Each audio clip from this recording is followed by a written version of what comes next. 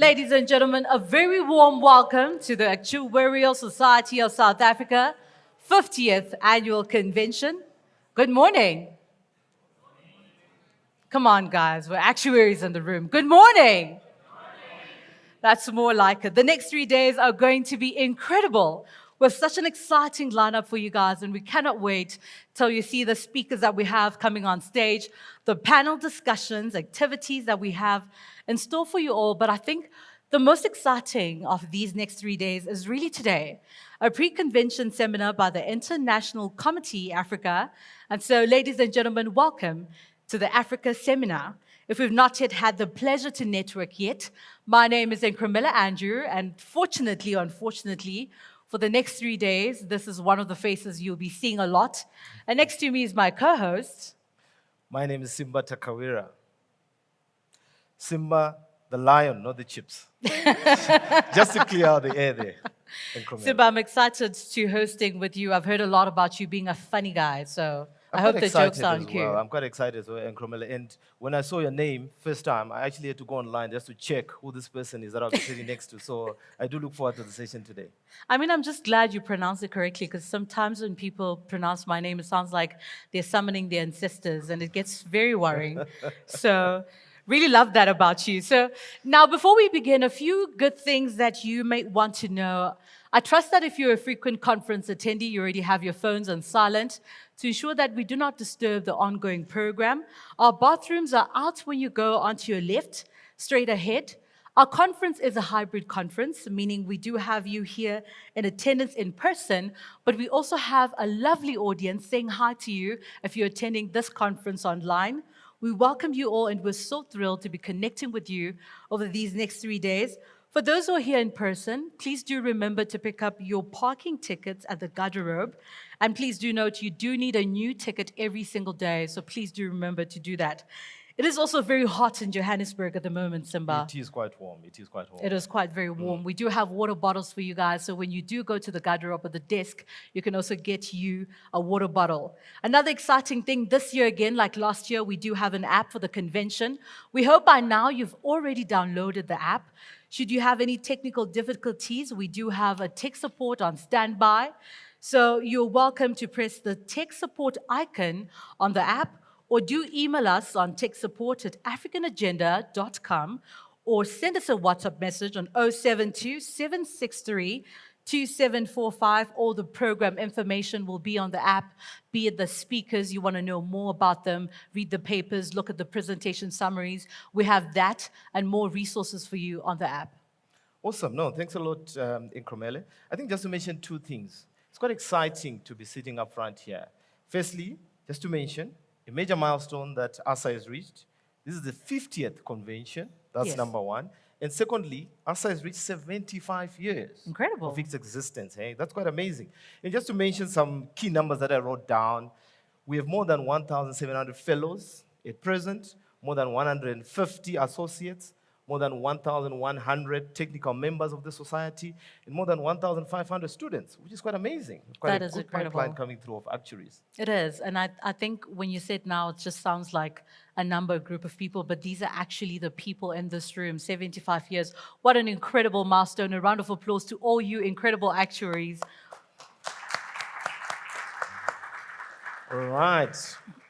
Look, we would like to engage with you as much as possible. So if you're sitting in this place today, or if you're at home, watching virtually, following us virtually, we'd like to engage with you. There will be a Q&A directly after each presentation.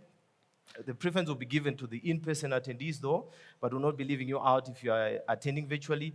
Please drop your question on the app, and we'll be able to go through, and the presenters will be able to look at the questions. If we have sufficient time, we'll give the preference to the guys within the room. All right, over to you, Nkrumah, as you introduce us to the kickoff session. Thank you. I think we've said so much, and I know you guys cannot wait till we get into the program. So there's really not much to say. We do kick off with a panel discussion. To answer a question, are we there yet? The Make 2, please help me welcome the facilitator for this panel, Takalani Sikabakaba.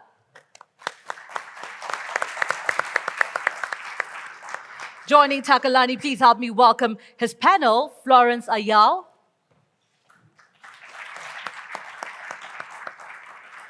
Joining Takalani and Florence, please help me welcome to the stage with your loudest and boldest applause, guys. I know you've had coffee.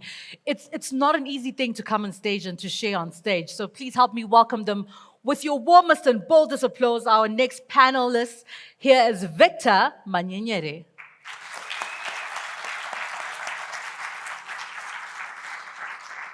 And lastly, with your most enthusiastic applause, please help me welcome Donald HOVE.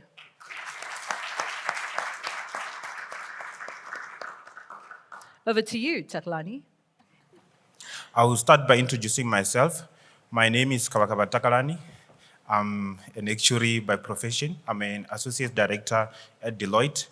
I have been assisting a number of companies throughout Africa with IFRS 17 implementation. I have assisted companies in Lesotho, Malawi, Ghana, Nigeria, Kenya. So I have been traveling throughout Africa providing IFRS 17 support to a number of companies. In my panel, I have Florence from Kenya. I'll allow Florence to quickly introduce herself. Good afternoon. My name is Florence AYALL, and I am an actuary, a fellow of the Institute of Actuaries.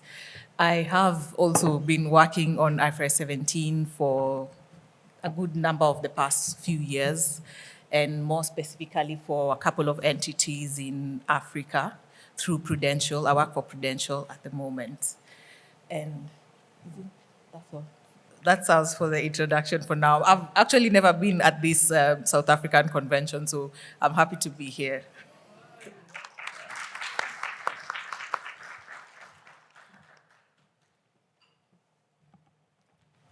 Cool. Afternoon to everyone. So my name is Victor MANYERERE. I'm also an actuary. I've been living and breathing IFRS 17 for the past 3-4 years.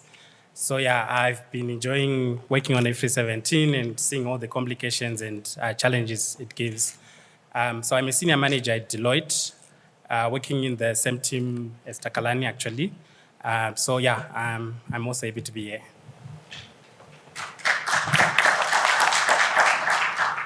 Thank you very much. I think I get to be the first one to speak sitting down. My name is Donald HOVE. I'm a qualified actuary, former president of the Actuarial Society of Zimbabwe. I've been involved in IFRS 17 projects. Mainly, I'm going to be speaking from a Zimbabwean perspective, though there are other markets as well that I've got exposure. Yeah, I think that's what I'll say for now. Thank you very much.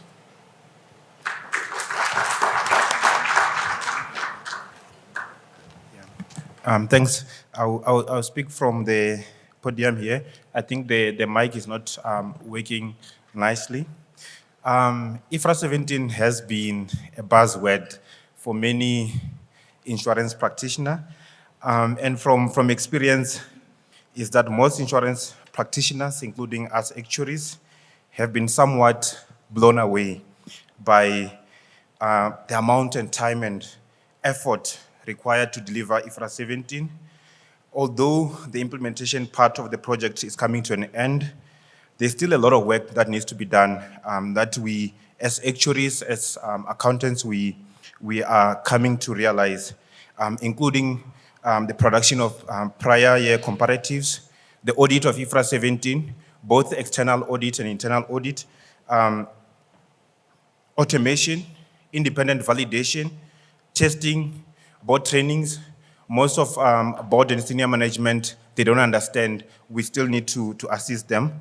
The purpose of this discussion is really to share some of the details of IFRS 17 experience and how it has played across the continent. The panel will not only speak from their own individual experience from their companies, but they will share from the experience from the countries, the regions that they come from. There's been a number of speed humps along the way as we implement IFRS 17. Shortage of skills. We are implementing at the same time as Europe. Most of the time when we implement in Africa, Europe has already implemented. Talk about Solvency II, SAM. Cost constraints. It's very expensive to implement IFRS 17. Data challenges, product complexity. People think the product that we have in Africa, they're simple product, but you have a number of products that are difficult to manage, deposit administration, deposit admin products, for example, a number of with-profit products.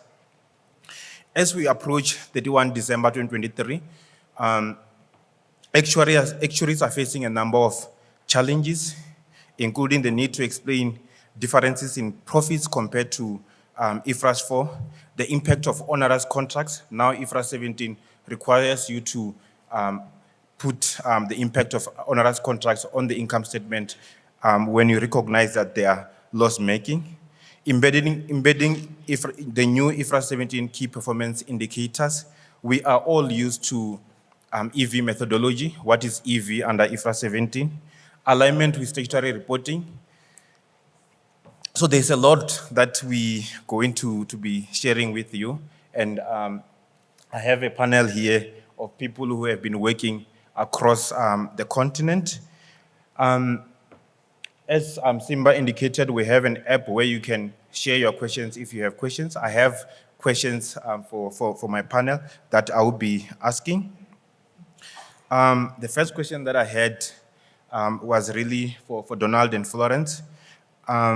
What has been the involvement of regulators in IFRS 17 implementation, and what are regulatory interventions that are running simultaneously with IFRS 17? For example, in ZIM, I remember last year, the regulator, IPEC, wanted insurers to provide IFRS 17, dry run of IFRS 17 financials. In Nigeria as well, Florence, I've seen NICOM, the regulator there, they have been asking insurers to have IFRS 17 actuarial engines in-house. Donald? Thank you very much, Takalan. So, when you talk of regulator, from a Zimbabwean perspective, you've got, I can sort of pinpoint like 3 players that you have to look at. Firstly, you've got the Public Auditors and Accountants Board. That's the PAB. That's the body that's tasked with overseeing all aspects of financial reporting regarding public companies. So they are basically in charge of that function, and a lot of the skills that you have there are accountants. Then you've got the Security Exchange Commission. Security Exchange Commission basically runs the listing requirements for companies on the Zimbabwe Stock Exchange. And then you've got the Insurance and Pensions Regulator, that's IPEC. So in terms of financial reporting, the PAB is primarily responsible for dictating the needs and the requirements and the standards for the financial reporting. Now, what they've done, they haven't changed any of the deadlines that were presented, but they've noted challenges. I think particularly from a resource perspective, the preparedness, the skills, and they're not just looking at actuarial skills across the board. You talk of even the chartered accountants who seem to be more like 10 times the number of actuaries, but they're actually saying we don't have enough chartered accountants to actually deal with this thing. The Securities Exchange Commission, now, what they normally do with listed companies is they've got a 90-day requirement before the end of each year, or at the end of each year. All the accounts must have come in and been signed within a period of 90 days. And normally for the preparation phase, you'd normally gauge the preparation when the interim reporting is done, which is midway or halfway through the year, or Q2. So IFRS 17 was basically pushed forward for Q2. Companies were not ready to report, though a lot of the companies that are on the stock exchange would be your large insurers who probably have a lot of capacity. But so far they haven't said anything regarding Q4 2023, which is supposed to be the implementation date, and we've got that 90-day constraint by which we've got to do 2 things. We've got to be done with the implementation. Secondly, we've got to have auditors that are ready to actually review what's been done and to sign on in the public interest. So that's going to be quite a challenge.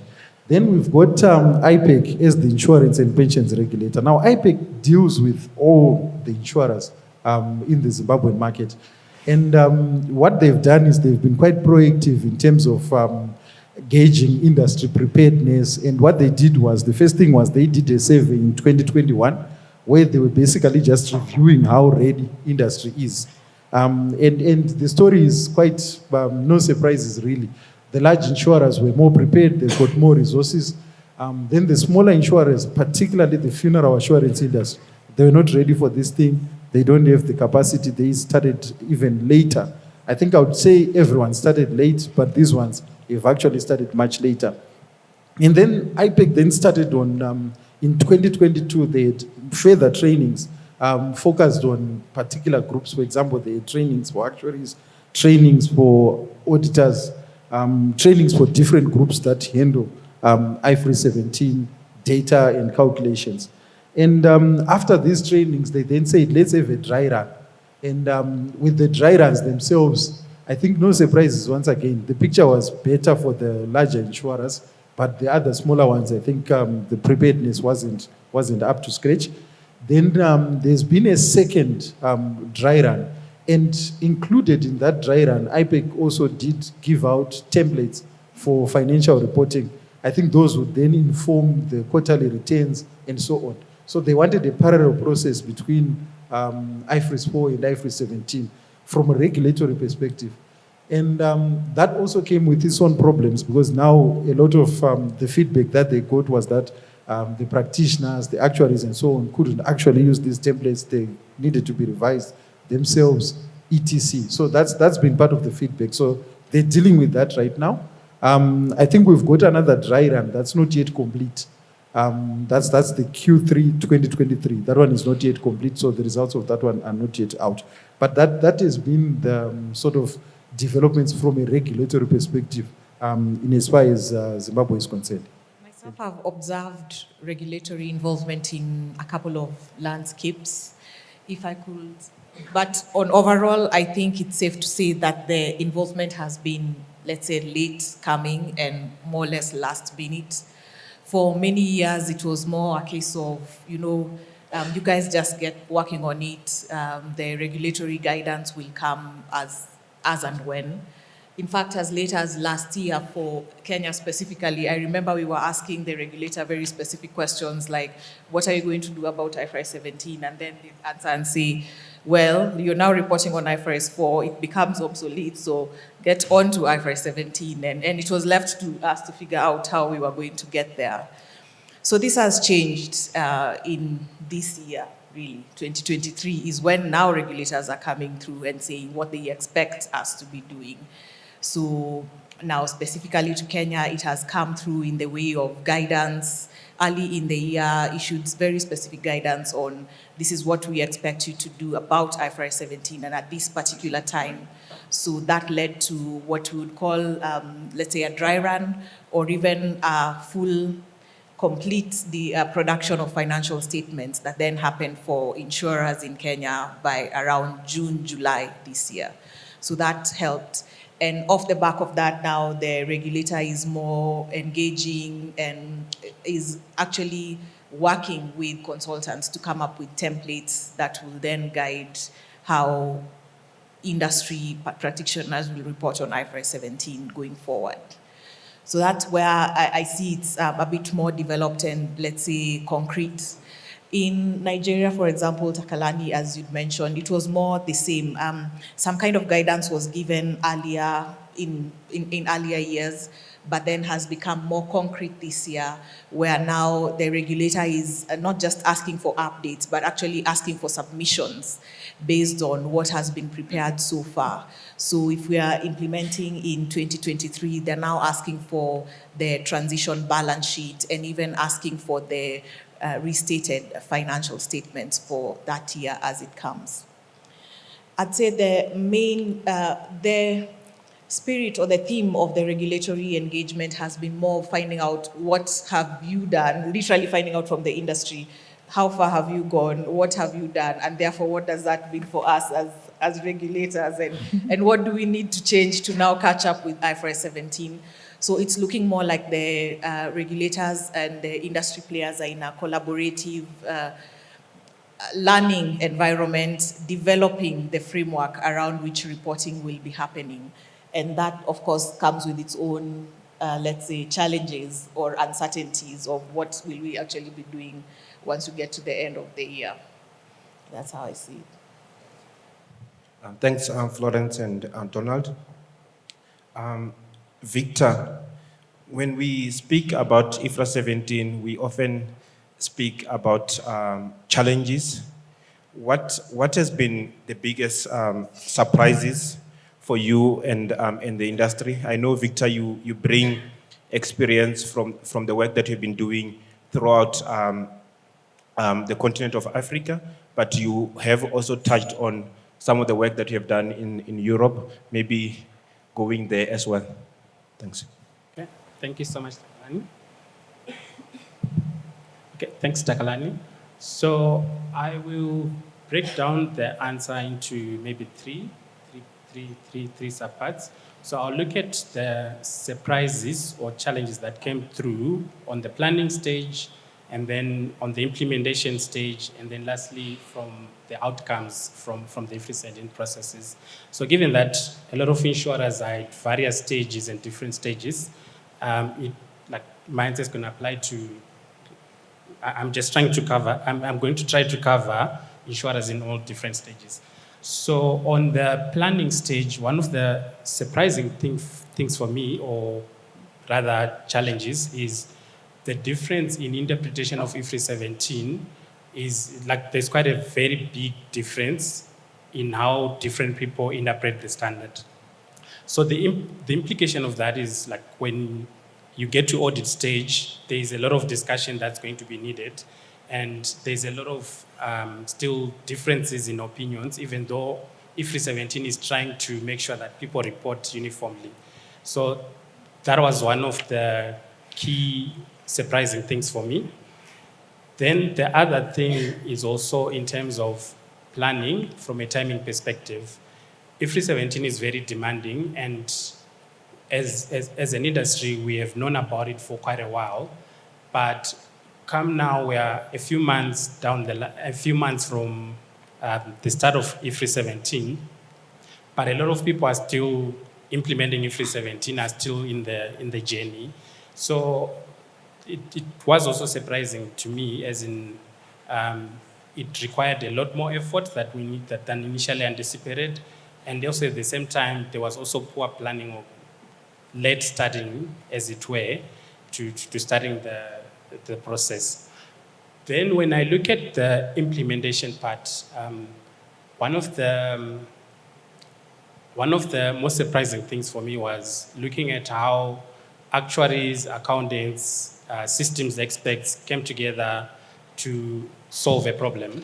So it really, like the standard really requires expertise from all these people, and requires them to work together. And actuaries almost have to bridge the gap with accountants, and accountants have to do the same thing.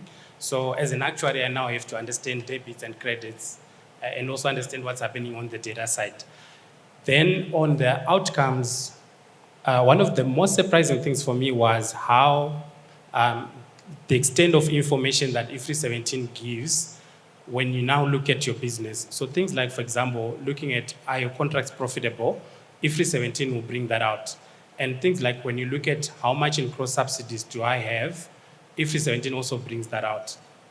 So there are a lot of insights that come through from IFRS 17. So yeah, we always knew that there are insights that come through, but if you take IFRS 17 as something that can help you with managing your business, it has a lot more insights, even though it's a lot of work, but there's a lot of reward from doing it.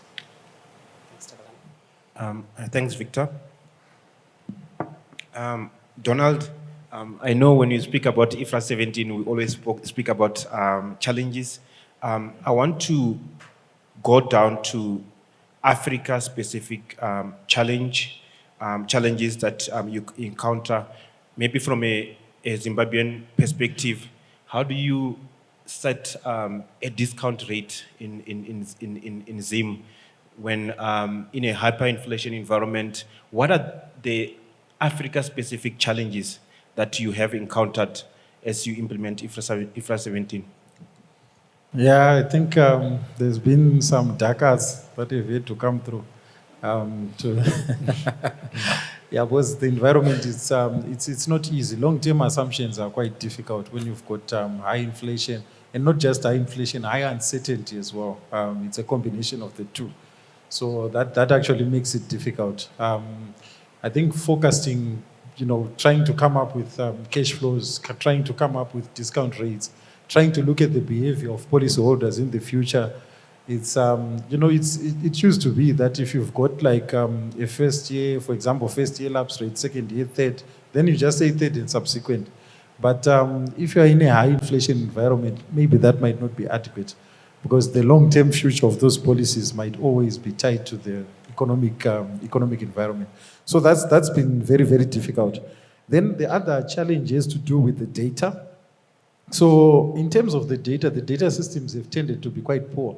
Now, if you've got high inflation, what tends to happen, or what has been happening, I think I know Zimbabwe was in this situation in Zambia as well, where because the currencies got so large, everybody became a billionaire, they had to slash some zeros so that the numbers became manageable. But what that meant is that if one then looked at the same data extracts, the years gone by would then look like there was basically no premium that was paid. It would be zeros. The premium, the cover would be zero in those prior years. So inevitably, the data set now, the older data sets, they now become difficult to use. And not only that, but if you're in that kind of environment where maybe say 5 years back, going 5 years back, your data, you'll not be able to relate to it.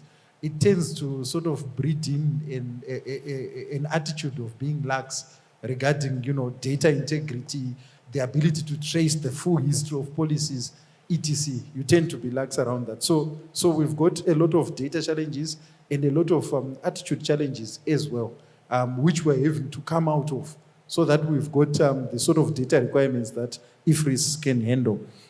There were some other challenges as well. For example, in Zimbabwe, there was this practice of premium debtors. And premium debtors was basically insurance cover without a premium having been paid, or someone just promising that I'll pay a premium at a later date. So insurers did do that to try to cope with the economic environment. But under IFRS, your contract has to kick in. There has to be some relationship with the payment of a premium. So that has been a problem. And what PAB has done was they've basically said, look, let's have no premium, no cover.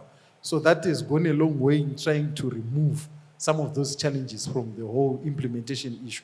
But it's still a problem if you are going back retrospectively and you are looking at a book that's got premium data. You have to decide what you do with them. The other issue as well that I haven't really touched on, I think at the time that IFRS 17 began to be announced and so on, we were already dealing with the implementation of what we're calling ZCAP.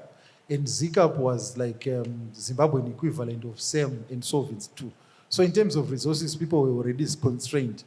And it was still beautiful territory, because at that time, most of the stakeholders, your boards of directors and your management, just relegated those issues to consultants. Look, consultants, there are templates that have been sent through. Can you do your calculations and fill them in, and we send them back? But now, because this now affects their financial reporting, the managers now need to get involved and understand what's going on. The board, including the chairman, now needs to understand what's going on and what these numbers mean. Now they're looking at a different profit result from what they were looking at. What does it mean, and so on. So in terms of the upskilling, that has been quite demanding from an African perspective. I think those are mainly the challenges I'll just deal with for now. Thanks, Donald. Florence, a number of insurers in Africa, they have December year end. December is just around the corner. And also, there's often a requirement that financials need to be produced by end of April. Do you think Africa or insurance companies are ready to produce financials by end of IFRS 17 financials by end of April? And if maybe they are not ready, should regulators be adjusting that April deadline? Thanks, Takalani. I do agree with you. Yes, we mostly have December year ends whose submission deadlines are in the first quarter of the next year. So my personal view is that we will have financial statements on IFRS 17 by that time, but we wouldn't know what on earth that is we will have just come up with, because goes back to what Donald has just said. The understanding of IFRS 17 in what we are coming up with is really still building throughout the organization, if you can say that, from the teams actually working on the numbers day to day, to senior management, to boards, and especially if we mention boards who actually sign off these numbers. We're still going through the trainings for boards in that sense. But specifically back to your question, I believe the scale of work required to produce IFRS 17 financial statements is going to be overwhelming. And this is looking at the fact that there was a lot to be done anyway to meet these regulatory submissions, even in the IFRS 4 landscape. And now we have IFRS 17. And not to mention the resource crunch that we are going through in the project. And also, I consider the element of most of us are still going to find ourselves caught up doing IFRS 17 and IFRS 4 at the same time, just so we have something we recognize, something familiar to use as an anchor to check the IFRS 17 numbers. I think most of us are still there. I don't know of an entity in Africa that is now just producing IFRS 17 and using that as this is what we know, and no one needs to refer to IFRS 4 anymore. So I see that as, one, there'll be an element of double work, and so that will place a crunch on the resource and the time. And also, just because we are going through this for the first time, our regulators, our markets are still getting ready. It will not be a surprise that most of us will need a bit more time by the end of the year to actually produce IFRS 17 numbers that we can stand by. Thanks, Florence.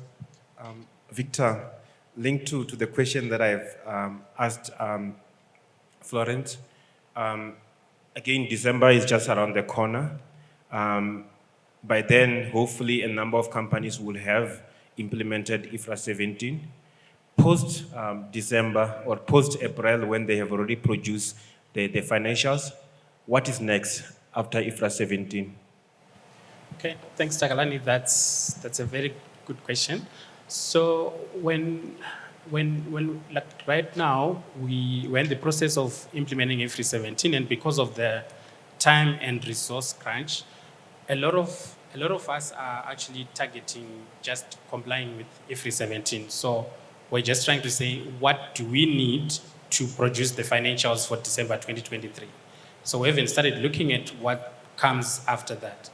And when you look at IFRS 17, it has a lot more to offer, and there's a lot more to be done after implementation. So there are things like, we need to look at our systems that we have developed. Can we automate them better? Can we do something to make them give us more information? And how can we use them in the management of our business? So those are all things that will need to happen post-implementation. Then there's also things like integrating IFRS 17 into your BAU, business as usual process. We need to look at the things that we're using IFRS 4 for, and see how we can use IFRS 17 to replace what IFRS 4 was giving us. So things like management information, we'll need to get it from the IFRS 17 process. And also things like, for example, when doing key performance indicators, that's also something we have to integrate into the IFRS 17 process. So there's still more work that needs to happen after implementation. And that's to make sure that IFRS 17 gets embedded into the business a lot more and becomes a part of our life, so to speak. Thanks, Victor. You often hear people talk about SAM phase 2. So are you saying that we are going to have IFRS 17 phase 2? hard for me to say, Takalani. So it is an accounting standard after all. And I don't know whether or not we're going to have a phase 2. But what I do know is we are going to have a phase 2 implementation where we start re-looking at this is what we have done. How do we need to make it better? How do we need to make it more efficient? If you look at the financial close process, it's a very limited time. And therefore, we need to make sure that we can do this process efficiently in a very short period of time. So because of that, we need to make sure that our processes are automated and work nicely with our business processes. So that's more like an upgrade to the way we've implemented it. Some companies that already did the whole implementation on time and allowed for all these things might not have to do that. But for the rest of us who have implemented and tried to achieve compliance only, then there is more to be done after. Thanks. Thanks, Victor. Simba and Cromwell, just checking if maybe we have any questions from the audience. I have nothing yet, Takalani. I'll keep checking. You can also raise your hand if you have a question. We can send you a mic, then you can ask any question that you have. No question is We it's do bad have a question. question at the back. A hand there. Hi, Takalani. So question on, well, now with obviously December now being the first official just IFRS 17 reporting only, but I mean, we've had transition and we've had dual reporting, and if people are doing half-year reporting now, they've done it with IFRS 17. So come December, do you not think we will possibly get at a point where it's BAU, and we know it takes a longer time and maybe it's more involved than IFRS 4?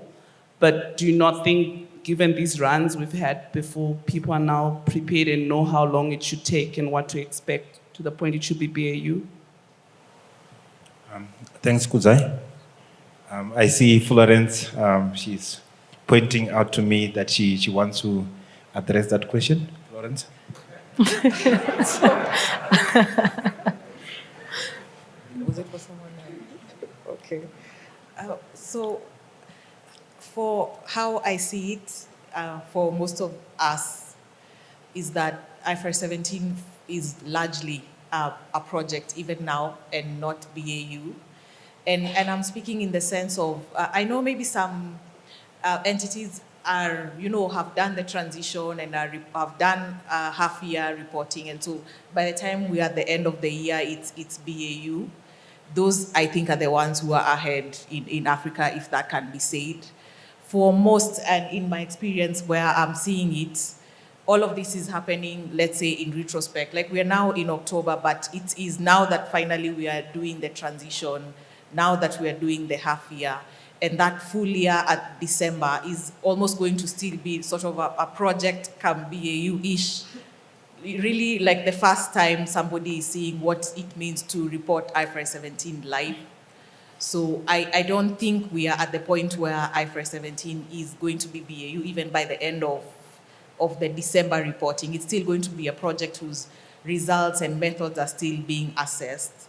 And for me, or rather for the markets that I'm involved in, I think BAU will be maybe after half year next year, after the half year reporting, and maybe December 2024 we'll find IFRS 17 as BAU. Yeah, maybe what I can just add is for us to get to a stage where it's BAU, because what I can see potential, like what Victor was highlighting, there's going to be a lot of mindset shift in order to actually use this standard, and secondly, to make the most of it. So I foresee, particularly from an Africa perspective, a lot of transition of technical skills into insurance companies, even the smaller ones, for them to actually get to a stage where the thinking and the opportunities that you've got from IFRS 17 can actually become part of the business processes. But certainly there's got to be a lot of changes. I think it's something that wasn't there before, but because of the way and because of the demand that IFRS 17 places in terms of information, there's going to be quite a big shift in terms of how companies approach decisions, review performance, and plan for the business. So that's why I think that stage is going to be long drawn post December 2023, way into the future as we mark that transition. And it will be slower, of course, for the smaller companies because of the cost constraints until we get to a point where, yeah, IFRS 17 is now BAU. Everyone can talk about the concepts and relate to them. Because you know what? One of the things we observed is even after several training sessions, the directors don't, and even some of the technicians as well, they don't relate to these concepts naturally. They're still trying to piece together what this is actually saying. It's as if you're trying to see what a number is saying and then you go back to the index or to the dictionary to check what this number actually means. Now you're not going to use that information ready to make business decisions. You won't have that comfort. So it's a long way to go, but the fortunate thing is for people sitting in the room like this, it's a lot of potential. And a lot of potential to grow the size of the industry and the skill base. Thank you.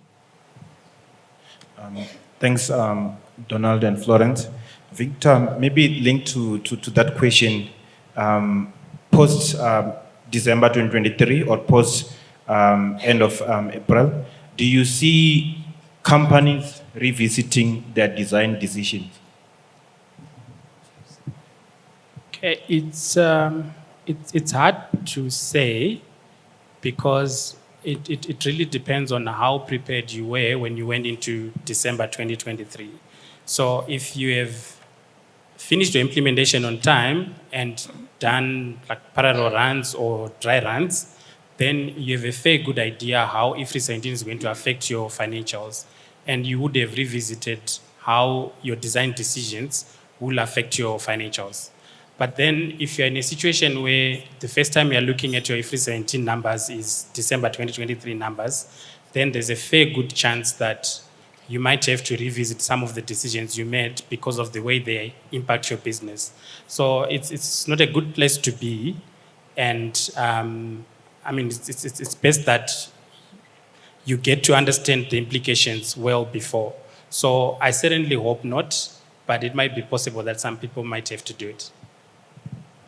Thank you, Victor.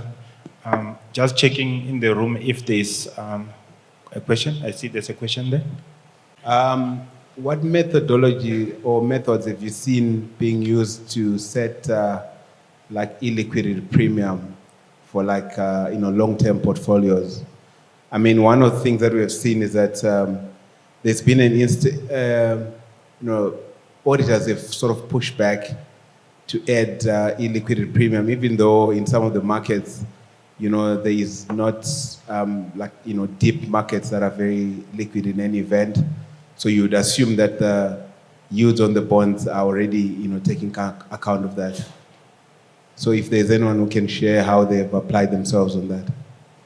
Thanks, Danny. I think that's a very good question, particularly in our market where, for example, as I said earlier, how do you set a discount rate in Zim is a challenge also in Nigerian market. Victor, do you want to add more light on how we set liquidity premium in Africa? Okay, thanks, Takalani. So what I've generally seen is a number of people are still in the process of thinking about how exactly am I going to set my illiquidity premium. So a lot of the companies haven't made the decision exactly, this is how I'm going to do it. So there are several ways you could do it, and the main idea is to reflect your illiquidity. But if you don't have information available in the market, then you have to work with what you have. So you have to look at what's available and look at how you can use it to come up with an illiquidity premium. So for example, I've seen with one of my clients in Europe, what they did is rely on the Solvency II processes. And there is an adjustment that you make to your curve for annuities, where you bump up the curve to reflect the illiquidity within the annuities. So that's in a Solvency II process, and they leveraged on that process to use it for IFRS 17 illiquidity premium. So then they looked at like, we have low illiquidity premium products and high illiquidity premium products. And depending on whether something is low or high, you apply a certain percentage of that adjustment to the, like to the Solvency II adjustment. So annuities generally will have the highest illiquidity, while some other products that are very liquid will have a very low or even zero adjustment. So it's all about working with what you have. You could also use assets available in the market, but that depends on what market you're working in and also how much information is really available. But the key thing is work with what you have, work with what's available in the market, because the whole point of the illiquidity premium is to reflect market dynamics. Yeah. Thanks, Victor. Maybe before I take a question from the audience, we title this discussion, IFRS 17, are we there yet? MK 2, Mission in Action 2. Donald, as Africa, are we there yet? Yeah, I think that's the key question, really. But I don't think so. I don't think so. I don't think we're there yet. We've got a standard, and a lot of the people who are supposed to be using it cannot relate to the concepts. The practitioners themselves, the experts, some of them are still having discussions around how you set certain assumptions and so on, because of the limitations sometimes of the market. But the bottom line is we're still trying to figure out certain things. Then we've got a lot of cost constraints. We started late, I think, which was also the other challenge in many places in Africa. There was no, I think the budgets to be set for this were set at a very, very late stage. You can understand with some of the small insurers because the cost of implementation is quite high. Even if you look at third-party solutions, software solutions, the cost of those systems is also prohibitively high. So people are trying to, use them in the best way that they can, or try to develop something in-house where you just work off spreadsheets and so on, depending on the amount of data that you've got. But just moving from one period to the next, I think that those transitions, people are still trying to unpack. The impacts themselves, people are still trying to unpack to say, we were on IFRS 4, this would have been our profit, this would have been our balance sheet. Now we are on IFRS 17, this is now the position that we have.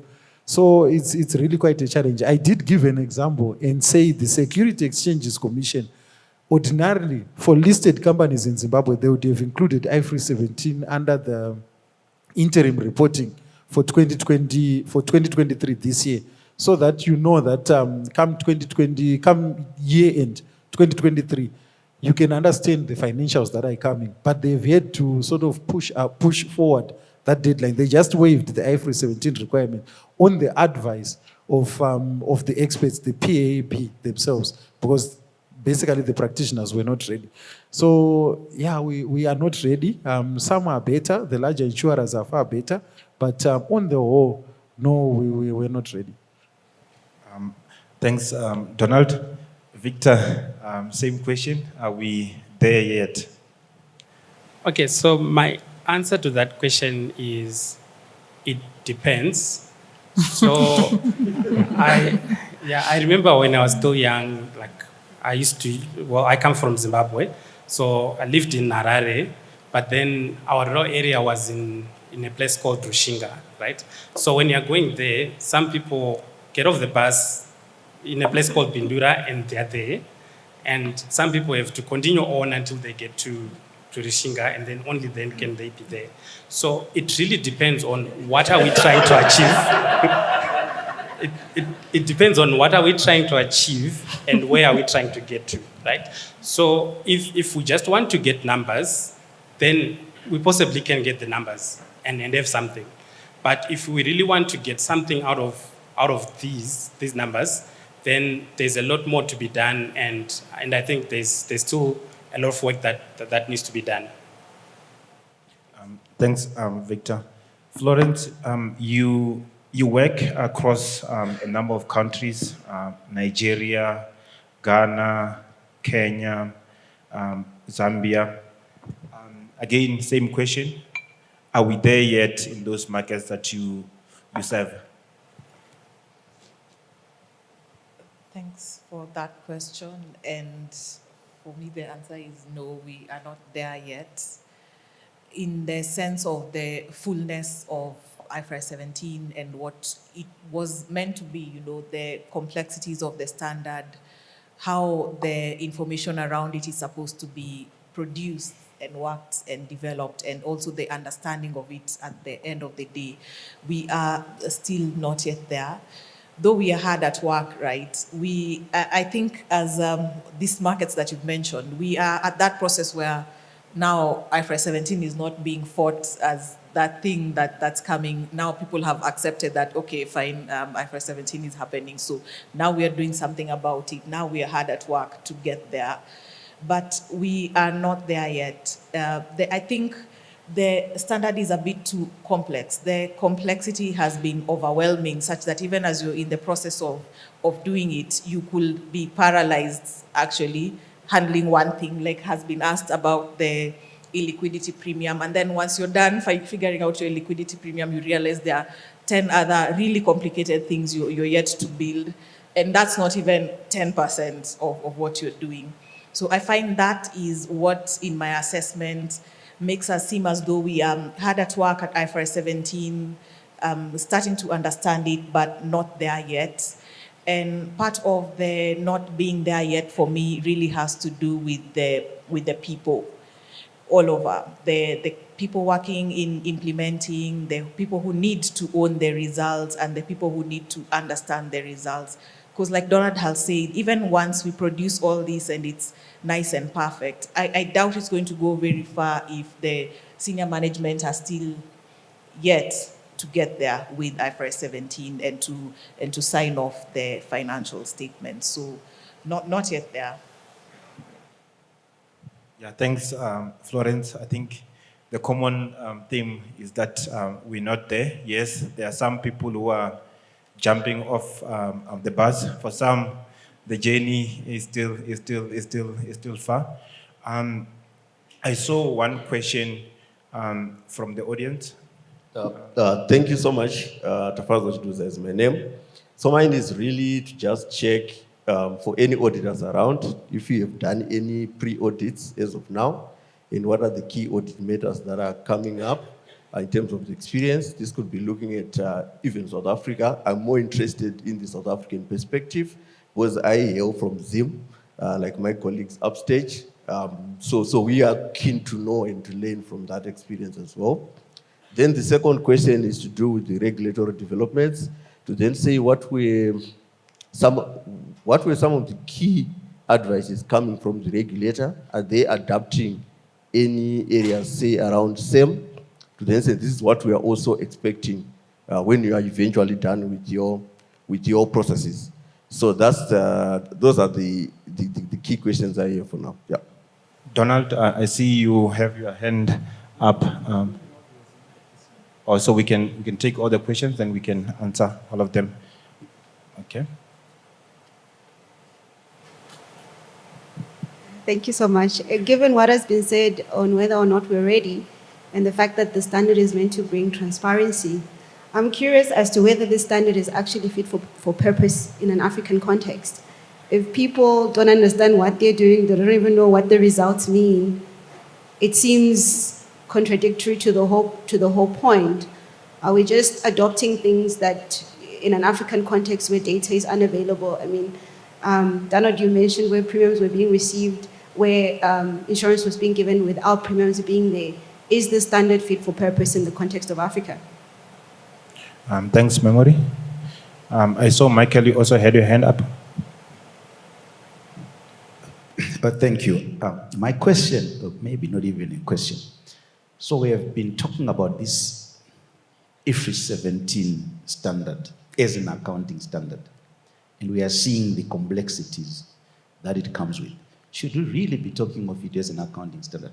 Should we not be giving it another name and actually advise these executives in companies that you probably need these sort of people, actuaries, maybe engineers even, in some of these divisions, be it administration department or these departments, because some of the confusion might be coming from the fact that people are simply failing to interpret that, someone can read once or twice and they already get what it's trying to do. But because of the skill base. So shouldn't we actually be talking of this more of an actuarial standard or maybe another name and not an accounting standard, and then make sure we have the right people in these departments, including even up to the board or committees that deal with this standard? That's from a practical perspective. Should we not be debating that? Because we can't be talking of this thing as complex when I don't really think it's as complex as, it can be done, it can be dealt with, Then it means the people who came up with it, are they out of this world, So, that's a point I'm saying we should be debating these things. We should be saying, you've got the wrong skills. Where you want the skills you need, you've got the wrong ones. You need to put the right people there. Then maybe create jobs for actuaries in here. Thank you. Thanks, Michael. In the interest of time, we might not be able to answer all the questions, but we are available. So if you still have questions, you can come and talk to us. Victor, if you can maybe summarize and answer all those questions. Thank you, Takalani. Okay, I'll try to remember all the questions. So when I look at the complexity in IFRS 17, you can almost break it into two, right? There's the complexity for the preparers of the information, then there's a complexity for the users of the information. So when you look at the complexity for the users, it's not as complex as it looks, because if I want to understand performance of the company and I look at my profit and loss, I can see how much was your revenue, I can see how much were your expenses, and therefore I can see how much was your profit at the bottom. So it becomes like a lot easier for the users of the information. But now when you look at the preparers, I fully agree with Michael that it's really complex to prepare those numbers, and you need the right skills to prepare the numbers. You also need the right skills for people that are going to approve the numbers so that they understand what the preparers have done and therefore can put a stamp of approval to say, yes, these are our financials, we want to report on them. So, so it does require the right skills. And to look at Tafadzo's question, I think you spoke something about audit issues that are coming up, right? So it's hard to generalize audit issues. A lot of them come from the fact that interpretations are very different. So you might have one interpretation as the preparer, but then your auditor is going to have a different interpretation from you. So you are going to have to convince your auditor to say, well... Sorry, Victor. I see time we don't have time. I think let's wrap it up. Thank you to the panel. Florence traveled all the way from Kenya to be with us, so we're very grateful for having you. Victor, Donald, we're very grateful to have you sharing insights with us.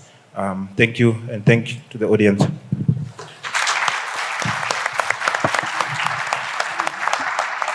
Thank you. Thanks a lot to Takalani and team. Let's give them another round of applause as they are going down to take their seats. Awesome. Wow. I was just thinking to myself, if I were an MD of an entity and people are telling me we are not there yet, there's not going to be Christmas and New Year celebrations.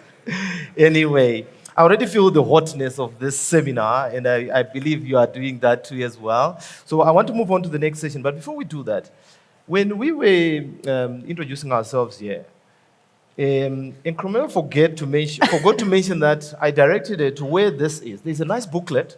It's sitting within. You would have gotten this when you registered, right? So there's a nice booklet here that shows all the items, the programs, the agenda from today until Thursday. Please feel free to have a look. A blonde moment for me. Yeah, she had a blonde moment and she didn't realize where this was. So I had the liberty of just explaining to her in detail. Anyway, moving on with our program, we have Katlego Taba and Michael Botha, who are now going to take us forward with risk-based pricing in South Africa. And as Katlego and Michael are coming up, I would just like to introduce them quickly. I had the privilege of studying alongside Katlego at the University of Cape Town. Katlego is a senior consulting actuary at Deloitte within the actuarial and insurance solution space. He possesses industry experience around non-life, life insurance, and also investments. He has held numerous leadership positions in the insurance industry, including serving as an executive at a non-life insurer. He's an established speaker across a wide range of topical issues and his passion for using his technical skills to solve complex business and regulatory problems. And Michael, a qualified actuary as well, a fellow, is part of the managing body within Deloitte, actuarial and insurance solutions practice.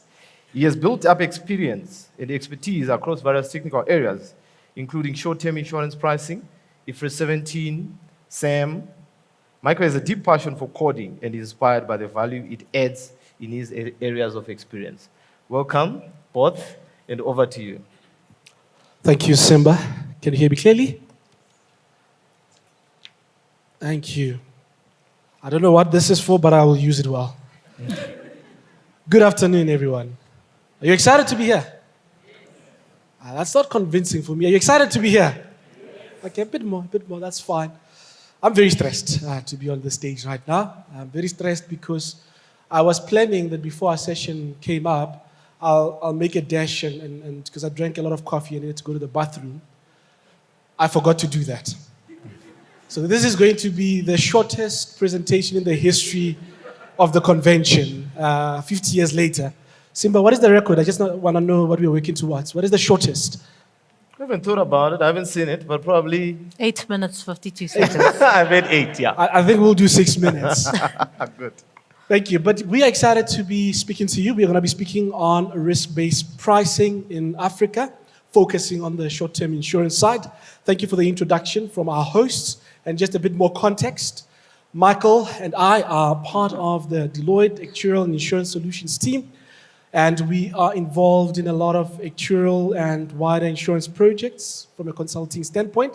Michael has done a lot of work in Africa. He's very passionate about getting into the coding, building models, and he has done that for clients in Botswana, in Lesotho, in Zimbabwe, as well as Kenya.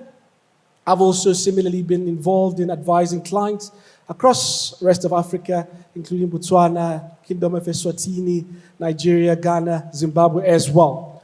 And so it is with that backdrop that we thought there might be value from us having this conversation at the convention today around what does the landscape look like from a wider Africa standpoint as far as risk-based pricing is concerned.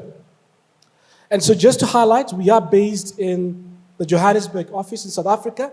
And so we have a lot of clients that we are working with based in South Africa, but we felt it's important to get a perspective of the wider Africa outside of South Africa, and we'll speak to that in a bit more detail later. So from an agenda standpoint, what are we going to be covering today? We will be just giving you some background as pertains to risk-based pricing. Where do we come from? How did we get here? We'll then explore some of the challenges that exist in an African space, in an African setting and context. We will then speak to what really today is about for us, and that is the survey results. And it is very important. Someone once said to me that how do you, Katlego, claim to understand and to know the problems your clients are facing if you don't check to them? So that's why we felt a survey is important in this regard. We will then unpack opportunities as well as benefits that risk-based pricing can bring forth, and we'll close off hopefully with some time for questions. Michael, so maybe just kick us off. Where do we come from? Thanks. Can you hear me? There we go. I have to speak very deeply into the mic. Okay.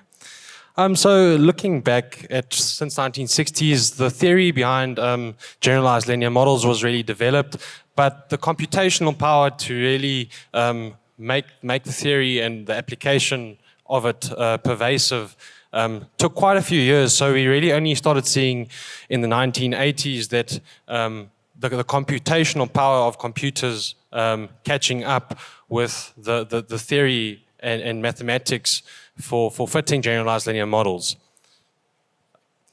Then again, this trend tends to continue. We see another theory being developed in terms of neural networks, quite a well-known methodology for identifying the most predictive variables and rating factors in pricing, and that has become quite known recently.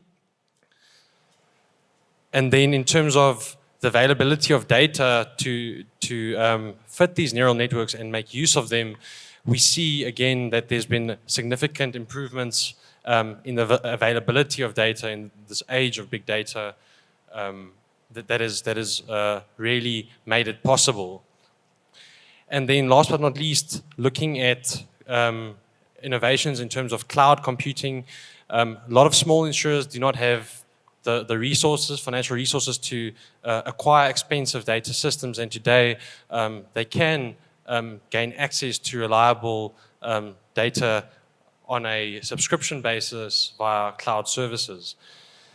And then what we see today, which is the norm, is actually the use of machine learning in insurance pricing. It's actually become quite uncommon to hear of some insurers making use of generalized linear models.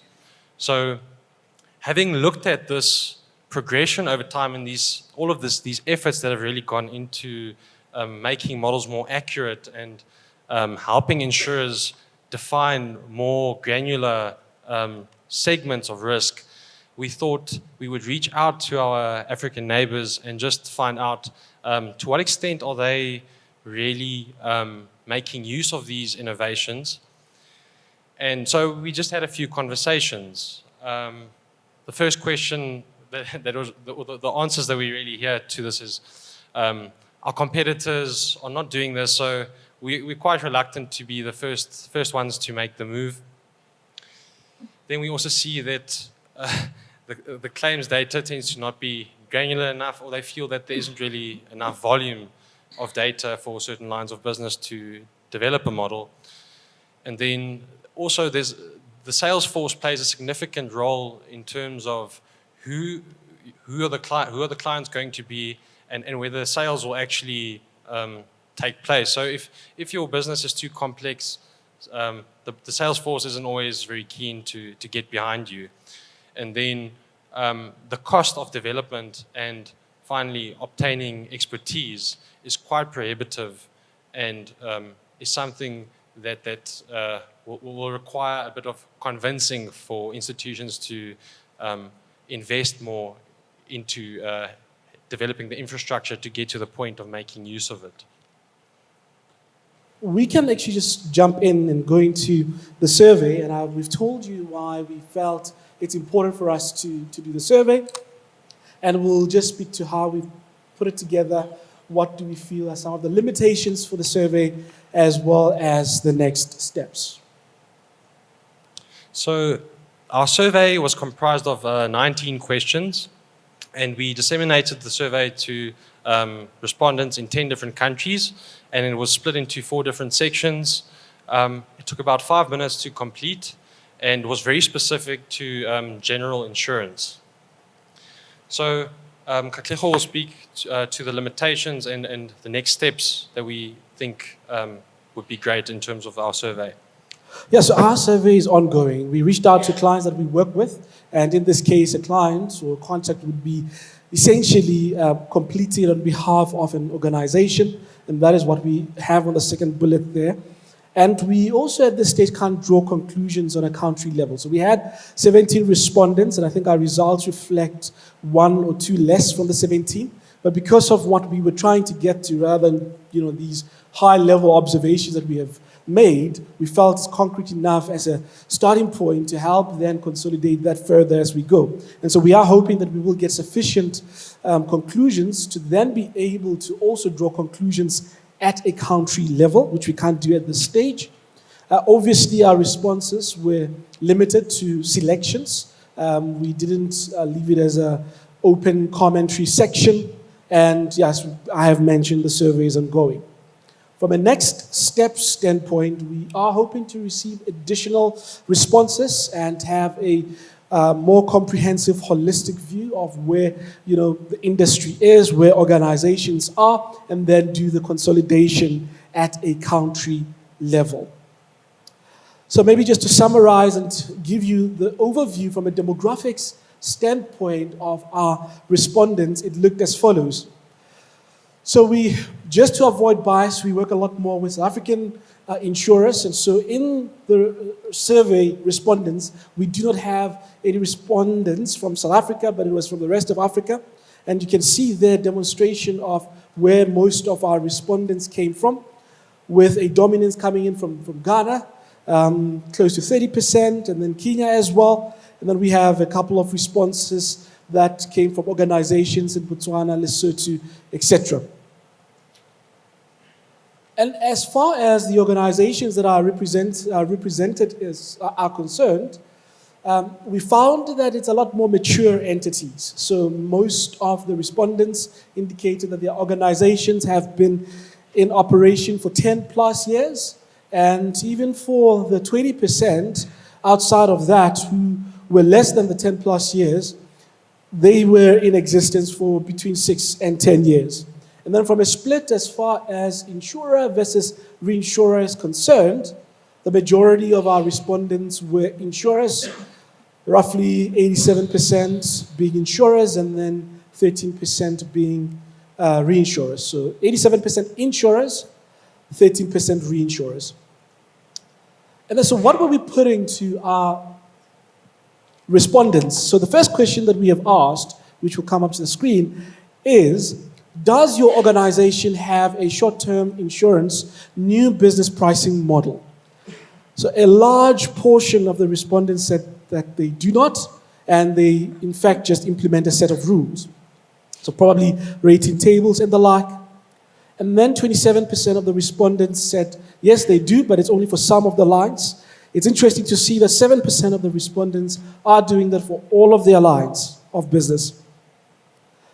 We then asked in terms of renewal pricing, whether in addition or outside of new business pricing, do they have any models for renewal pricing? And we found that 60% are applying a set of rules. We still see 7% of those entities that had a new business pricing model also have a renewal pricing model.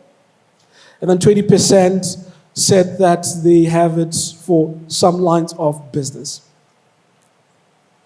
As to the frequency of updating their models, we asked how frequently does your organization update its short-term insurance pricing models and methods?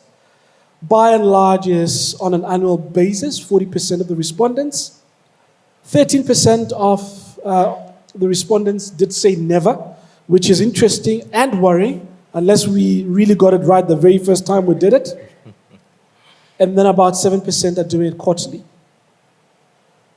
We asked which of the following methodologies or approaches are most commonly used to set premiums within your organization. So rating tables came in as the most dominant approach. More than 1 in every 2 respondents said that's what they're doing. Regulatory interventions and prescriptions came in at 20%, and then 20% said they actually can and do use flat premiums. GLMs were very, very, very low at 8%, consistent with some of those results we saw earlier around which ones have actual pricing models developed. We asked for which of your products are you most likely to use a short-term pricing model. So that's a full risk-based pricing model, not rating tables, not flat rates.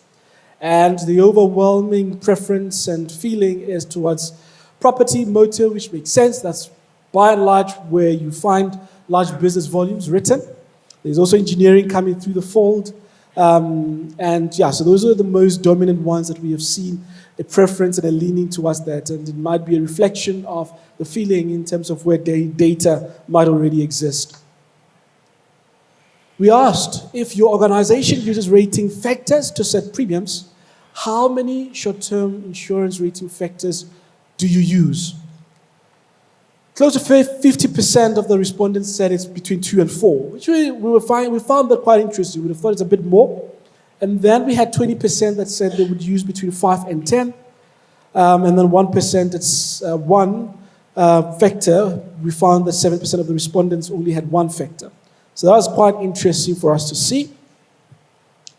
So then we also asked a few questions around the extent of in-house expertise that they have employed. So first question was, approximately how many pricing professionals or pricing actuaries are employed within your organization?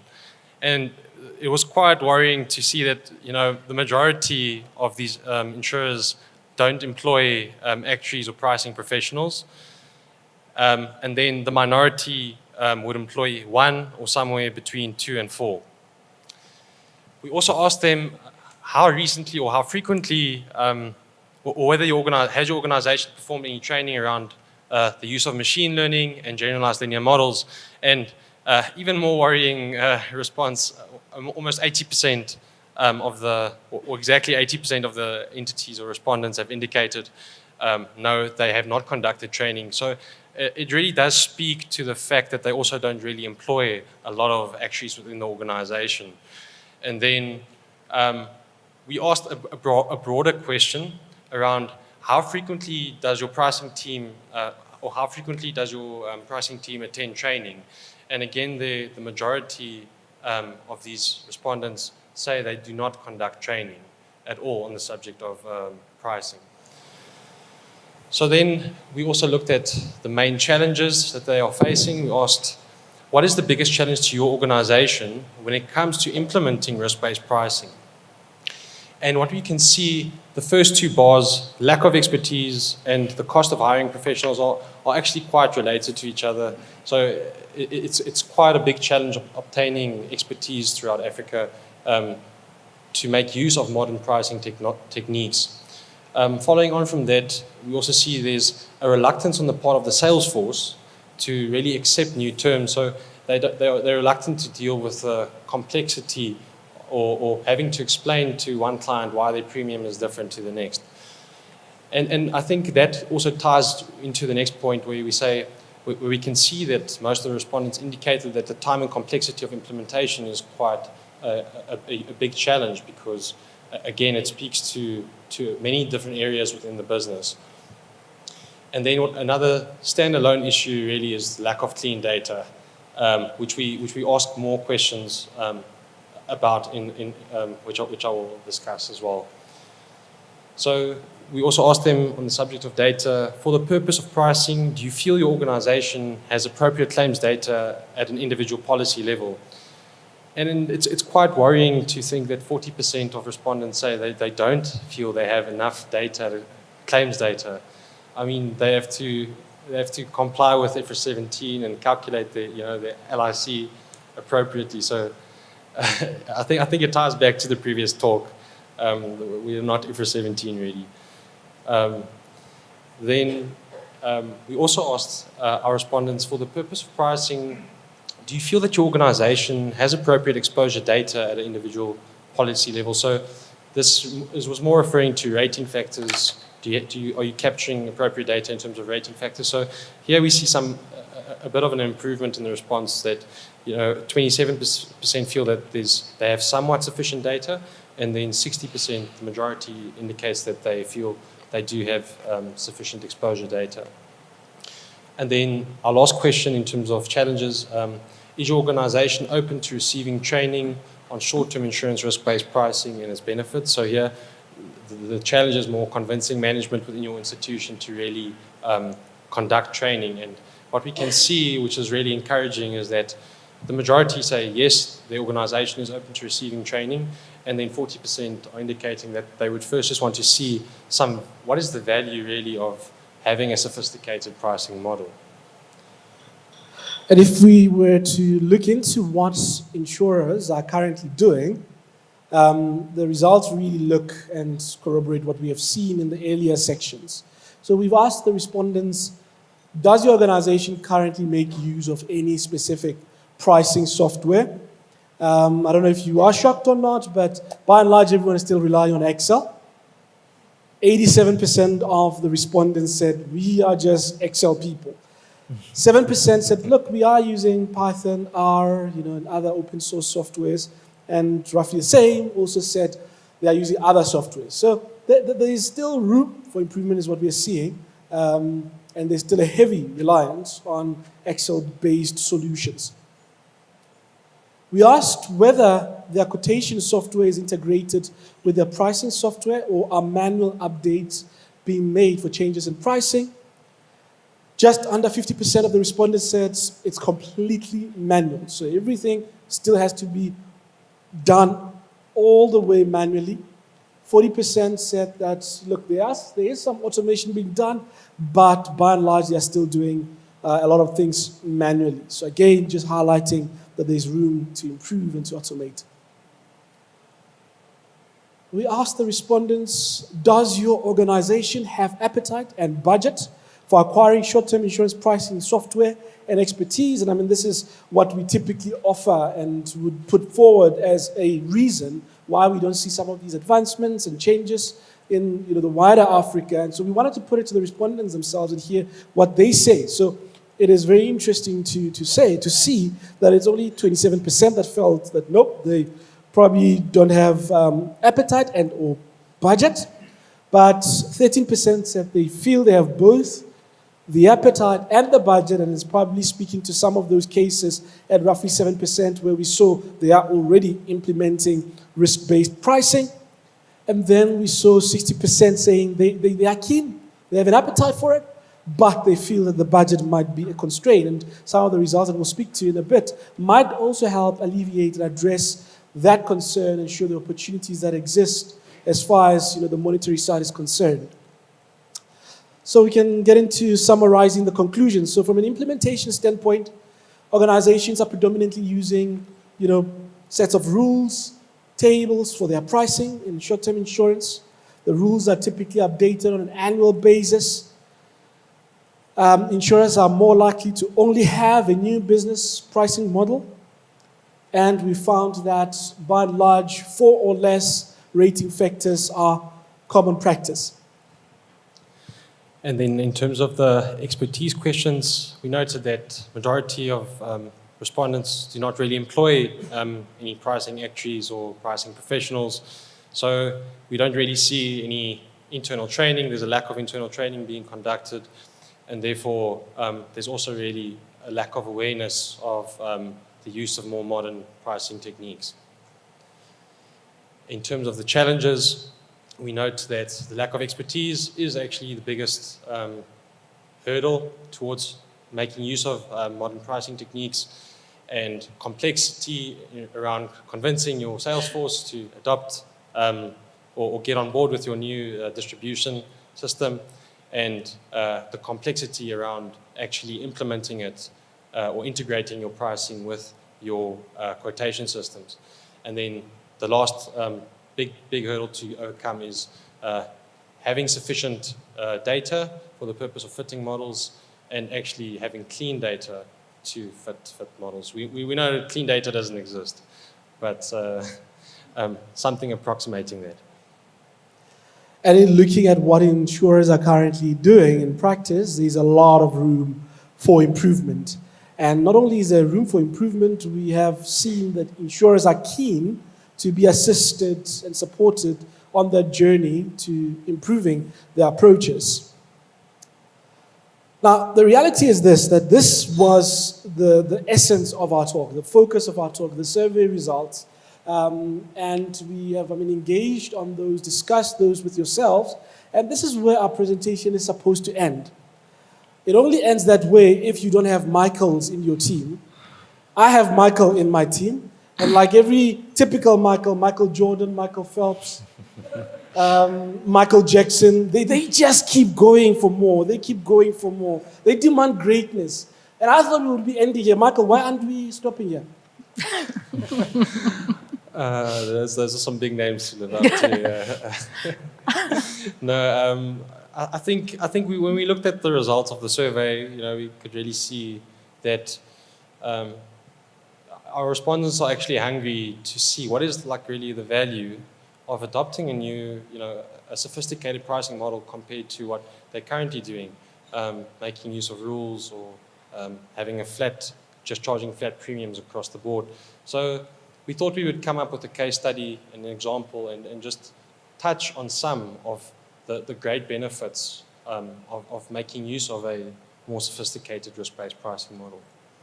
So in the pursuit of greatness, looking into the opportunities and benefits of risk-based pricing, there are benefits, from an underwriting standpoint, there are efficiencies that can be leveraged around decision-making and around the underwriting process.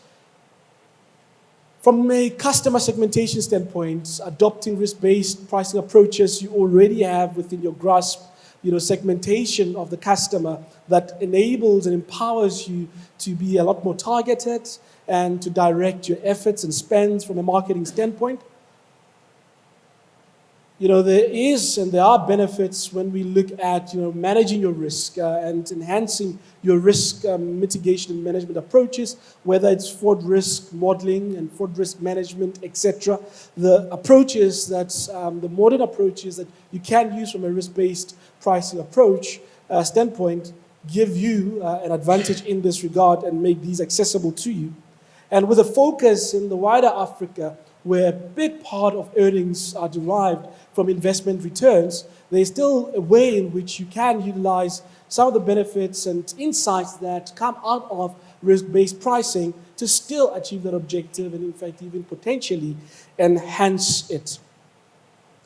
So looking at our case study or our example, we managed to get quite a substantial data set off the internet. So it's comprised of 677,000 motor third-party policies that were sold in France. All of the policies have a one-year coverage period, and we only had information to the number of claims per policy and the exposure, so we didn't really have information on the severity of each claim. And we fortunately had quite a number of rating factors that we could use to fit a model. So just to mention a few of the rating factors, we had the area, so that's where the vehicle's being parked or where the owner, the insured, actually lives. Then it's the vehicle power, so that's expressed in terms of horsepower. Looking at bonus malus, so it means good, bad, so that's based on the individual's actual historical claims experience. So a low score indicates you haven't really had any historical claims, and a high score indicates you've had quite a poor historical claims experience. And then, vehicle, the engine type, so whether it's petrol or diesel. So having had a look at the data set, we first just calculated a flat premium, and we did so by assuming a nice round number for the severity of 50,000. So, and then we looked at what is the overall claims frequency across the book, and we saw it's about 10.1%. So I just want to highlight something important here. 10%, it means almost 90% of your policyholders are not claiming. So all of your losses are being explained by 10% of your policyholders. If you have a really sophisticated pricing model, in an ideal world, you'll be able to isolate those 10% from the other 90% that are profitable to your business. So then to generate a comparison against flat premiums, we fitted a generalized linear model to retain interpretability of rating factors, but to streamline the process of fitting, we made use of a random forest, which is a machine learning technique. And what it indicated on this data set is actually interesting enough that the driver age is actually the most explanatory variable in terms of the differences from one policyholder to the next. Then following that is region, vehicle power, and the area in which the insured stays.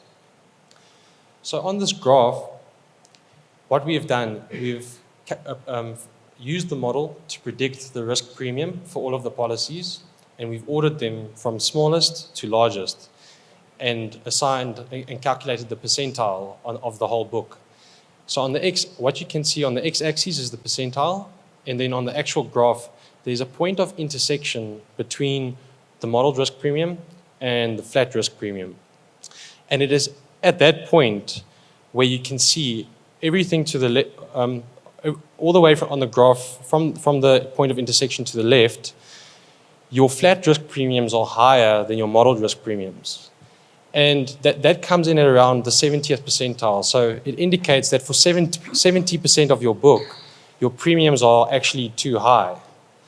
And it indicates that if you have a sophisticated risk-based pricing model, you can actually make insurance way more affordable in Africa. And if you think about it, if this is just on your current book, what about all of the people in the market that are not insured yet? So there's significant scope for how these models can actually make insurance more affordable in Africa. Then all the way from the point of intersection to the right, you can see actually your premiums, your flat risk premiums are insufficient to cover the actual or true risk indicated by the modeled risk premium. And to the point that Katlego raised earlier around the fact that investment returns is a very important consideration across Africa. So therefore, insurers might be more likely to take on business that they think is borderline profitable loss-making because they will make up any potential losses through investment returns on their assets. We've actually done some research, looked at the asset returns on the returns on the main asset classes in Africa, and what we've seen is over a 5-year period, the highest returning asset classes have been around has been property and equity, and it's come to around 20%. But now, how do you factor this into your pricing process? And you can actually see very simplistically, if you are mispricing a policy by more than 20%, it means whatever investment returns you're going to achieve on that premium, you're still going to incur a loss. So this is just to illustrate that you can combine the consideration of investment returns within a sophisticated pricing framework. So just in summary, a way in which you can utilize this analysis immediately it will help you identify those segments of the business which are most profitable, those ones which are most loss-making, and those which are profitable or loss-making after considering investment returns. And then even those segments of your business where you might have, in hindsight, rather had rejected those policies because they might be uninsured, or those policyholders because they might be uninsurable. So just looking at the steepness of the model risk premium towards the 99th percentile. And just focusing on that point that Michael has made around being able to identify your most profitable segments, from that same example that we have done, what this graph here is showing is the average premiums from what we've modeled for different vehicle brands. Now, what you can see from this is with our assumed flat rates that we are charging at 419, vehicle brand B12 is costing us because we are essentially underpricing for that brand, as we should be pricing it at 503, and we are only pricing at 419.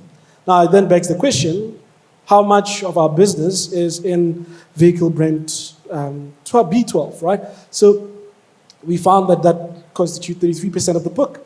And that means that's where you're having a lot of losses being derived from just one vehicle brand. And so already it gives you tools and things that you can engage around interventions you can effect when you consider the size of the book relative to your wider book, but also what it is costing you, whether you want to go risk-based pricing for those sort of categories or not. Same analysis when you look at identification of loss-making versus profitable segments by area or location.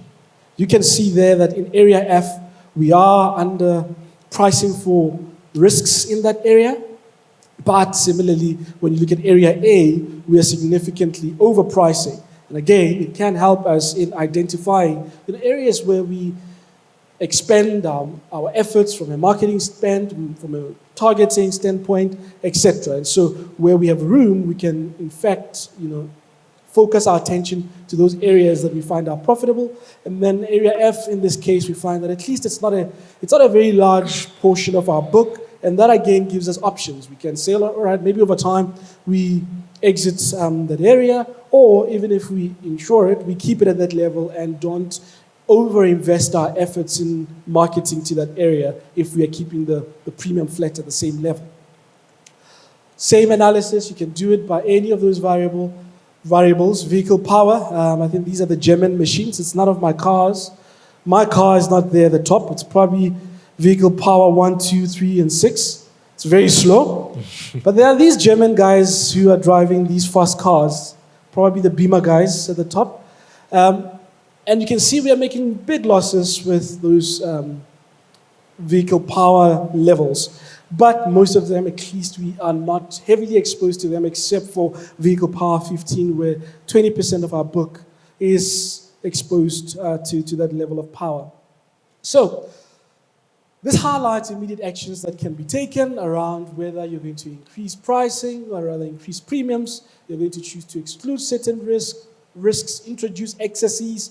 We have seen in the wider Africa, you can introduce excesses, but there are guidelines oftentimes from the regulatory bodies around how you do it, ensuring that the same excess applies to policyholders in same categories, etc. But now you have these as things at your disposal to use and to effect. You can devise targeted marketing campaigns, invest efforts focusing on certain distribution channels that you're finding are most profitable, investing more in, or improving the efforts at what we find to be loss-making channels and areas or segments. And then Michael spoke to the potential to decline some of those heavy or excessive risks that you may have on your book, or at least price better for them. So this is us concluding what we wanted to present today, and I think we have 10 minutes, if this clock in front of me is not lying, and I'll check with our hosts for potentially 1 or 2 questions. If it's a culture question, I'll answer it. If it is a technical question, Michael, you brought this up on yourself, okay? All right, to our host. To our audience, our speakers are saying they'd love to have a dialogue with you all. Is there any questions in the... Okay, we do have one question at the back.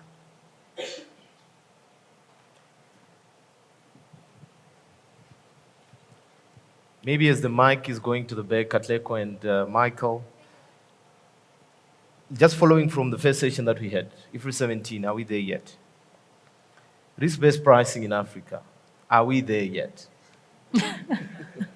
I don't like echoes, but I'm going to echo the message from the previous panelists. But no, we're not there yet, but the opportunity is there. I think we have dismissed the opportunity with quick assumptions around, there's no data, there's no keenness. But I do think there's a keenness, and it's just around as a community in this space, particularly in the short-term industry, starting to drive those conversations, starting to highlight the potential value that exists, and that's how an industry can actually transform. So we are not there yet. Lots of opportunities, and that's the results now we are actually seeing from the clients themselves, rather than just an idea or something we read somewhere in a paper.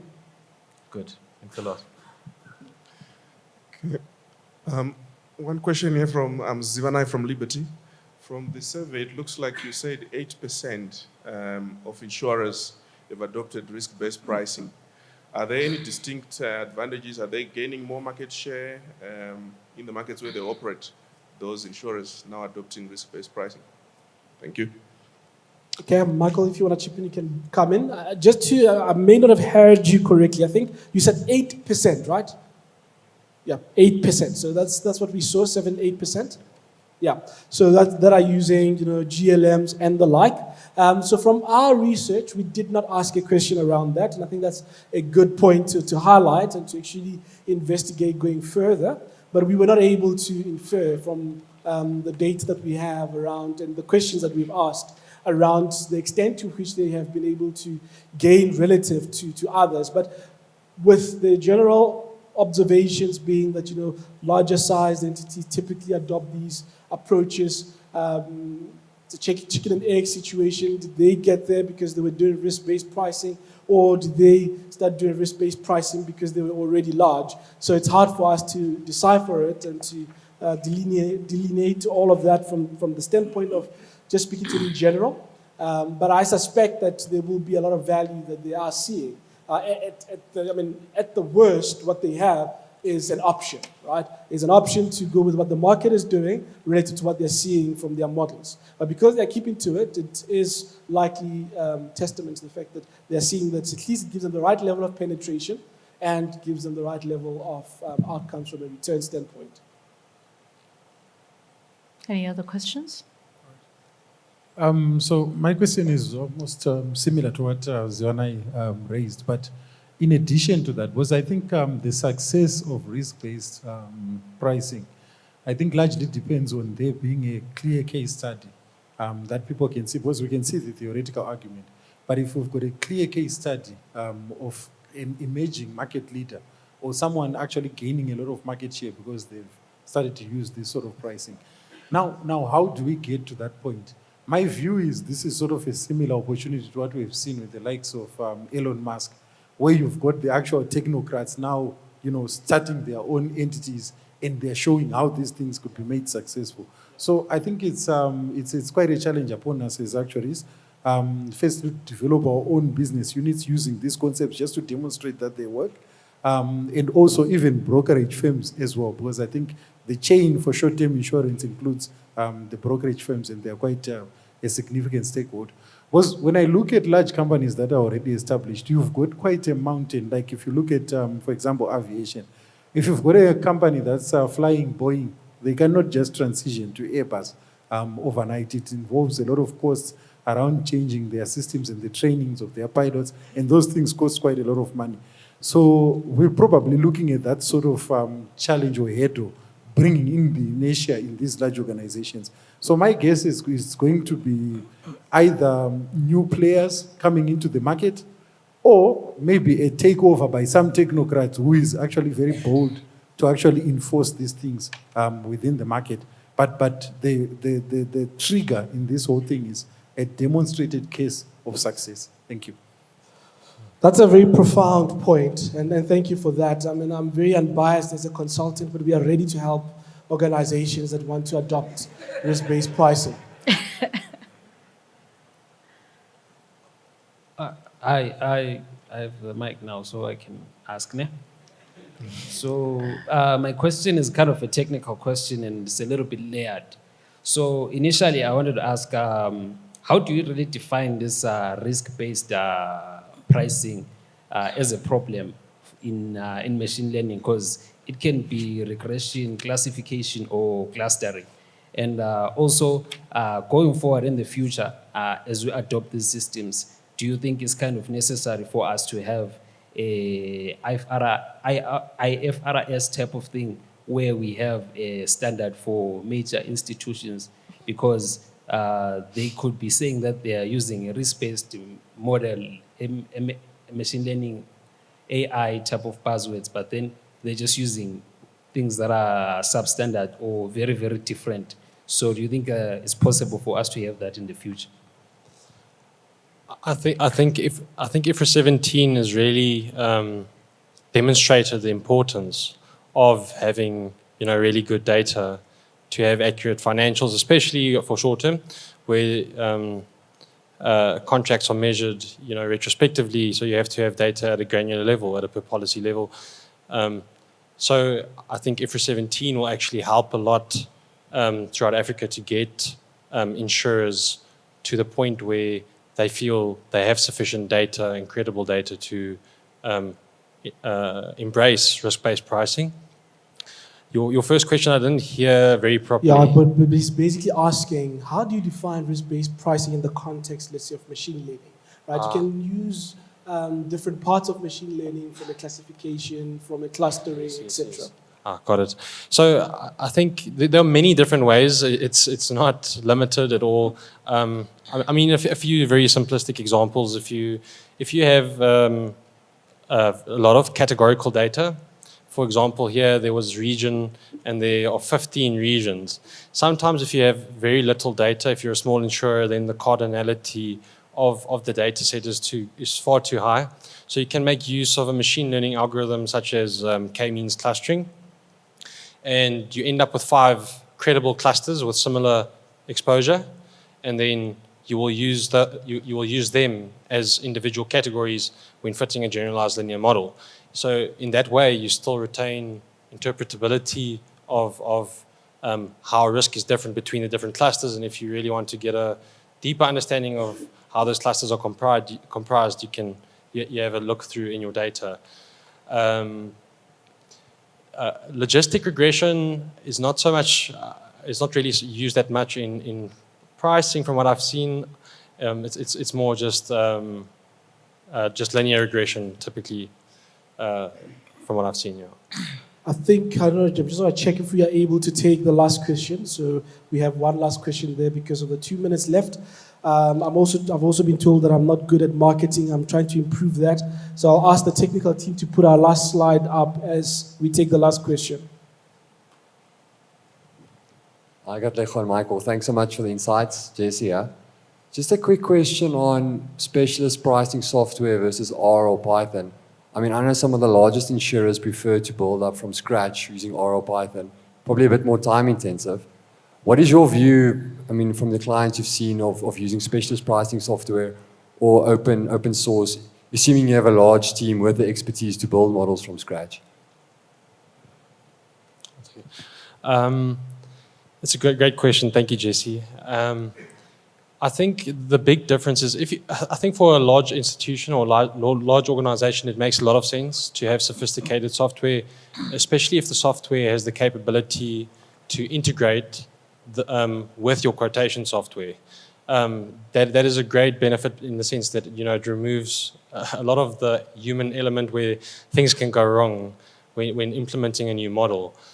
But these software does come at a price. So it is something that might not be as accessible to smaller insurers. And then software like Python and R, which is free to everyone, is probably the best starting point for Africa. And just as to close, now that we've just reached 0-0 in our time, so for us, I mean, the reason I asked them to put up our marketing slide is more for you to contact us. We're still looking for respondents. So if you want to just add to the value we're trying to create in this regard, please just take up our details. We'll be in touch with the survey link, and you can complete that for us. From the next standpoint, we're keen to see what that picture will look like, and also from what we do in our space, keen to assist any organizations that are interested and keen to explore this in whatever they're doing in the rest of Africa. So thank you for your time. Thank you for engaging. We really appreciate it. Thank you. Thank you so much, Katlego. I know you put the last slide for us to contact you, but I can see why you insisted. Those are very good-looking pictures. Don't you guys agree? Indeed. Thank you so much. Any insights from you, from Simba? This has been such an incredible morning. It has been. Thanks a lot. Afternoon, actually. I don't know if you're still in Ghana or... I'm still with Florence in Kenya. I see. Look, I think, as Katlego put it, I believe there can be a MEC too on this one. Number one, you mentioned around the fact that they are looking for respondents. I think there can be more data, and with that more data, a bit additional data, we can see a bit more insights into this exercise, and hopefully we can get there in terms of risk-based pricing in Africa. I do look forward to Michael and Katlego coming back again with another session next year. Thank you. To our audience, I'm sure you'll find it no surprise that we're sharing a notepad here, and Simba's already asked me, the coffee break, are we there yet, Sankarumele? And so it is with immense pleasure to let you and Simba know that for the next 30 minutes, we'll take a break. Please do interact, network. We're looking forward to meeting you, getting to know you, and we'll see you back in the room for more exciting discussions and presentations. Thank you. Awesome.